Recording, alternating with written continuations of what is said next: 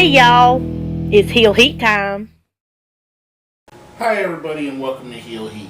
My name is George Coles and this is a Heel Heat Top 10. The topic of this Top 10? Top 10 ECW Tag Teams. Now we're going to talk about the guys in the original ECW, not the WWE rehash. The teams that really made an impact, set themselves apart, became legendary in their own rights. Let's get the ball rolling with our number 10. The hardcore chair swinging freaks, Axel Rotten and Balls Mahoney. These guys were perfect as a team. They fit each other well. Their gimmicks were so complementary. They were a great team to go against guys like the Dudleys, the Eliminators, the Gangsters, Impact Players, all the way down the line. Just a great team, a group that the fans loved. They worked so well with everybody, and I enjoyed them immensely. Sadly, both men have passed since their run in ECW, but a great team nonetheless. And I believe, I want to say neither one, they didn't win the championships, and they may be one of the few teams on this list that weren't at least at one point tag team champions. But overall, their impact, they kept that hardcore feel to the show. They kept that chaos that ECW was known for, and they kept the fans with them the whole time.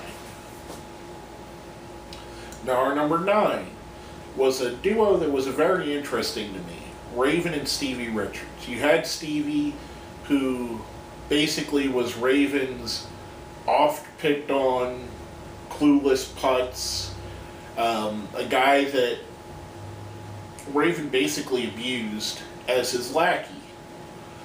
We had them as a pairing, though. They made a very complex and interesting team. Their storylines were good. I mean, everything was feeding Raven and his character. Stevie was so devoted and so, I guess you would say, entranced in what Raven was selling that he continued with Raven, and they did the whole, he did the whole thing. And this, to me, I thought was some of Stevie and Raven's best work. I thought they worked so well together. The dynamic of them as a team within the group of Raven's Nest, I thought was amazing. Stevie being the clear number 2 and just a little bit less clueless than all of the other lackeys. I thought it was awesome. I really enjoyed their team.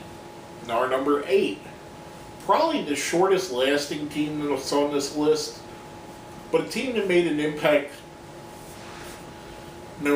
regardless, and that would be Too Cold Scorpio and the Sandman.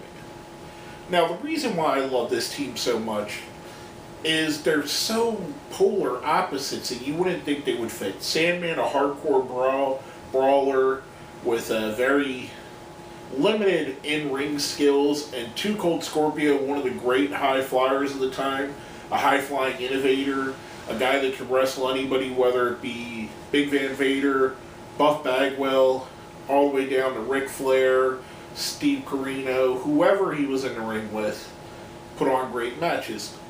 I thought the combination of the two was fantastic. I think Too Cold and Sandman even dancing with him at some points. It was so right, so perfect, such a great fit. You could tell easily that they were friends outside of being a team. And this was one of the incidences where two opposites put in together made a great team. Now, our number 7, the FBI. Whether we're talking about Little Guido and J.T. Smith, Guido and Tracy Smothers, or Guido and Tony Mamaluke, all the incarnations of the FBI were always a threat to win the tag team championships. They had a couple runs as tag team champions. Highly entertaining group, highly entertaining. The guy who held it together through most of the incarnations was Little Guido.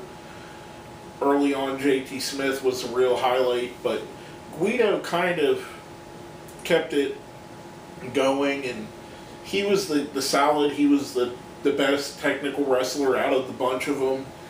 But he made that team what it was and made them such a great team and such a fun team to watch. A team that you wanted to boo for, cheer for, everything. Now our number 6. Much like with Raven and Stevie and Too Cold and Sandman, this was a combination of 2 solo wrestlers, but they worked so well together as a team. And that was the Impact Players, Justin Credible and Lance Storm. I thought their brashness, their cockiness, the way they were presented, the whole thing with Dawn Marie and Jason, and the whole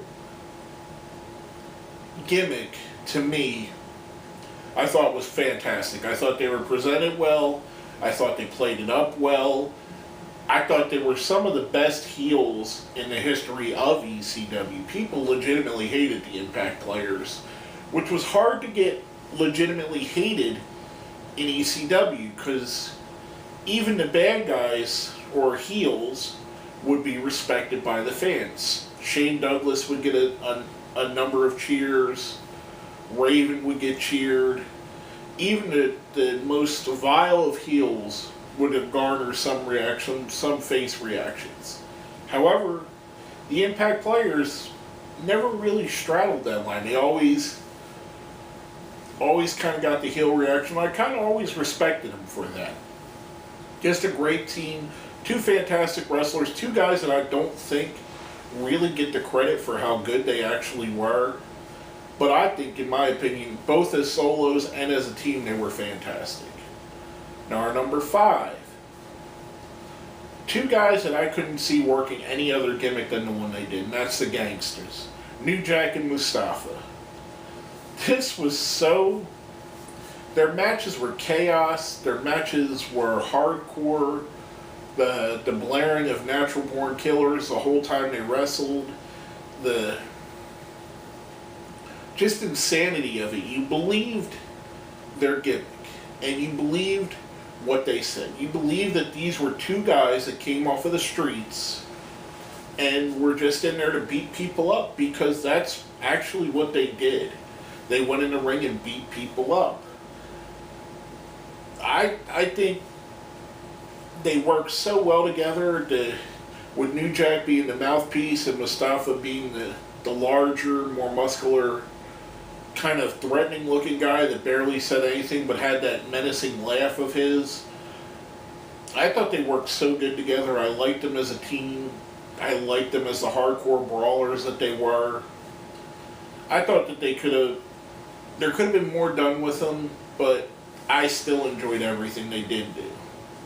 Now our number 4, almost on the opposite end of the hardcore style, even though these 2 guys did incorporate the hardcore into their matches, Sabu and Rob Van Dam. To me, 2 of the great high flyers in the history of wrestling. Sabu is a guy that is critically underrated and undervalued with just how important he was to the sport of professional wrestling. If you don't think so, go back and watch some of Sabu and Van Dam's matches and some of Sabu's matches on his own. If you don't think these 2 guys were important, go watch a couple of their matches on the WWE Network or even on YouTube or wherever you want to watch it. And then go back, watch this year's Money in the Bank.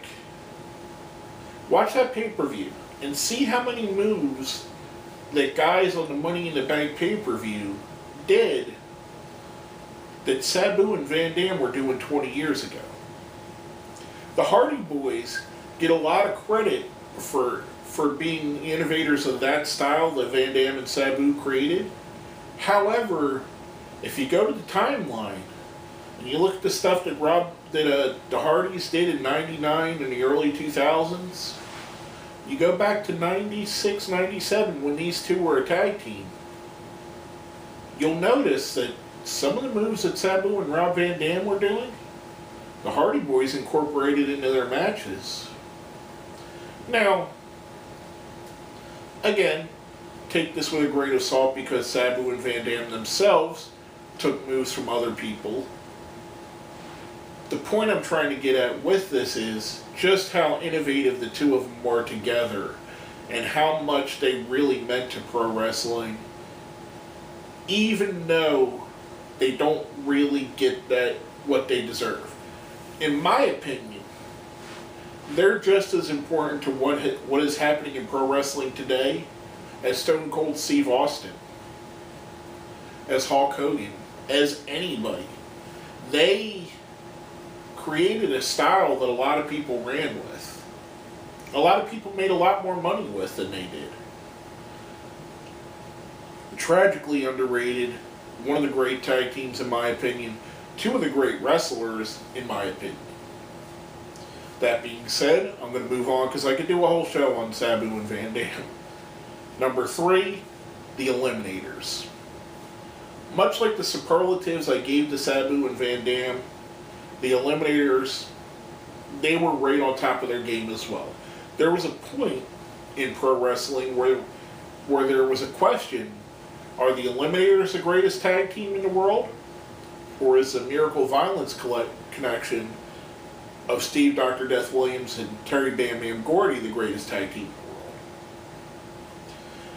That's how important and that's how great they were. Whether their moves were so in sync and so crisp, whether it be a striking move, a flipping move, a tandem jump move, total elimination, which I don't know why nobody's stolen that and used that since then, but just a fantastic finisher. I think these guys were absolutely amazing. The only thing that kind of hinders them, in my opinion, is they didn't have a lot of longevity. Saturn went on his solo run, Corona State did his thing, but as a team, it was almost akin to watching someone like the Motor City Machine Guns or the Young Bucks now, where they're so crisp and so in sync that back in that day, you barely had that. You had some teams like the Rock and Roll Express and Midnight Express that would be, very good tandems, but it seemed to me that every move Saturn did had a reason for Kronos to do something else. It was like a chain. They just kept that chain going, and they put on fantastic matches, and they were a fantastic tag team, in my opinion. Now, number 2. Paul Heyman's original creation had the first gimmick and the first people he brought into ECW. The Public Enemy, Rocco Rock and Johnny Grunge. They were hardcore, they were violent, they were Mac Daddies from the hood, even though they were both southern white guys that probably didn't even listen to rap music. They were just, I don't know how to explain how over these two were and how much this worked when it really shouldn't. A lot of it had to do with Rocco Rock and how great of a promo he was and how charismatic both Rocco and Johnny Grunge were. But it's, like I said, it's hard to explain the Public Enemy without going back and watch and being in that time frame and seeing the Public Enemy and seeing the tables and everything and just it was just such a great time capsule. Other wrestlers had a rap-based gimmick before them. Guys like PN News, Men on a Mission. But no one actually felt like they actually fit the gimmick as much as Public Enemy did. And like I said, they probably shouldn't have. They probably didn't even like rap music in their real life. I'm sure I'm probably wrong about that, but they fit with what Paul Heyman put them in. Their innate charisma drove them to be one of the great tag teams in ECW history. Now, before we get into our number 1, like we always do on our top 10s, we're going to give you a best of the rest. Basically, these are the teams that were in consideration for the top 10 list, but for whatever reason just didn't make it. First off, the Pitbulls. We all know and love and have seen the Pitbulls, either whether it be the angle with Shane Douglas, whether it be some of their fantastic matches against the likes of Raven and Stevie, or against Public Enemy or other teams. They're a great team, a great pairing. Just a little bit off the list here. Next up, Danny Doring and Roadkill. One of the great tag teams of the late run of ECW, the last couple of years of the promotion. I really enjoyed their dynamic, and much like some of the other guys like Too Cold and Sandman and Raven and Stevie, we had two guys that were very polar opposites, but they found a way to make it mesh in the ring and make great entertaining matches. And last but not least on the Best of the Rest, much like I spoke with Danny Doring and Roadkill, the Unholy Alliance, Tajiri and Mikey Whipwreck. I just love them. I love their presentation. I love the Sinister Minister as their manager. I thought they were funny. I thought they were fantastic in the ring. I thought they worked so well as a tag team. Their gimmick was so crazy and ridiculous that it just worked for me. And I enjoyed them. Much like I said with a lot of these teams, it was two guys that if you take them apart, they shouldn't work together. You wouldn't think it would work well. But they found a way to make it work and to make gold out of it. And before I go into my number one, if you think I left something off the list, put a team up too high, put a team down too low, let me know what you think. Hit us up on Facebook, hit us up on Twitter, or leave a little comment down below. Make sure to like and share this as well while you're commenting. Get the word out about this channel. Let other people know that you enjoy what I do. And finally, without further ado, the number one tag team in the history of ECW, probably the easiest pick I've ever had to make on a top 10, Bubba Ray and Devon, the Dudley Boys. The superlatives for the Dudley Boys are endless. Arguably, and in my opinion, the greatest tag team of all time. And if you don't consider them the greatest tag team of all time, they're not out of your top three. There's no one in the wrestling that's followed wrestling that could say the Dudley Boys don't deserve a spot as one of the top tag teams of all time. And a lot of people will say that they are the top tag team of all time. The argument always is the Road Warriors and the Dudleys. In my humble opinion, seeing both in their prime, watching most of both of their careers, I give the nod to the Dudleys, both in longevity, the number of promotions they worked in, and the number of championships they won in different promotions. I just think the Dudleys, to me, were more important. And in the history of ECW, they were super important. This was a tag team that could headline pay-per-views. Think about that. A tag team, headlining pay-per-views. When have you ever seen that? That never happens. I mean, it's so rare. That's more rare than a woman headlining a pay-per-view. And no disrespect to women wrestlers or any tag team wrestlers, but the general consensus is that tag teams aren't your main eventers. The Dudley Boys proved that wrong. They proved that wrong several times over. They proved it wrong by, even if they weren't in the main event, they gave you some of the most memorable moments on the show. Whether it be breaking Beulah McGillicuddy's neck, their war with the Gangsters, their wars with the Eliminators, their wars with Dreamer and Sandman, Balls and Axel, all the way up and down the Public Enemy.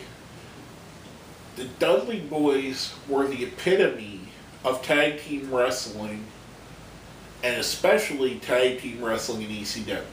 This is hands down a no-brainer.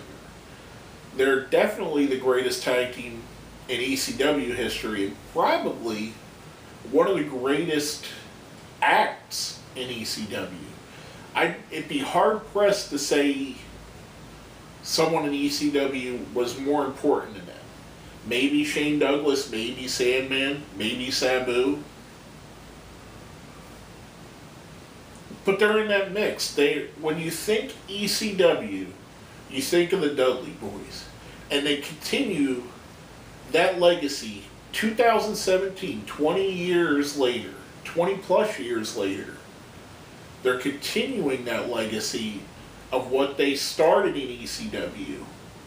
They're continuing that on and continuing the ECW vibe and feel everywhere they go. Definitely some of the top tier when you talk about ECW legends, the Dudley Boys, my humble opinion, the greatest tag team of all time. But basically, that's all I have to say on that. Don't forget, like and share this video. Put it on social media. Get the word around. Let's help build this channel. Let's help get this out there more if you enjoy what I do. And if you don't, let me know. Let me know if you don't like something. If you have an idea for a topic, put it down in the comments. Let me know what you'd like to see. But basically, that's all I have to say on this. My name is George Coles, and this has been another Heel Heat Top 10.